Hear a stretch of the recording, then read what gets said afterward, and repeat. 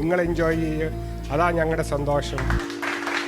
ഒരു energy power പാക്കുള്ള ഒരുപാട് videos content create ചെയ്യുന്ന ഒരു കുട്ടി കണ്ടന്റ് ക്രിയേറ്ററാണ് ഇസാൻ മുഹമ്മദ്. സ്റ്റേജ് കയറിയിട്ട് പരിചയമല്ല, പിന്നെ ഈ കുട്ടികളെ കണ്ടപ്പോൾ ഭയങ്കര ഹാപ്പിയാണ്.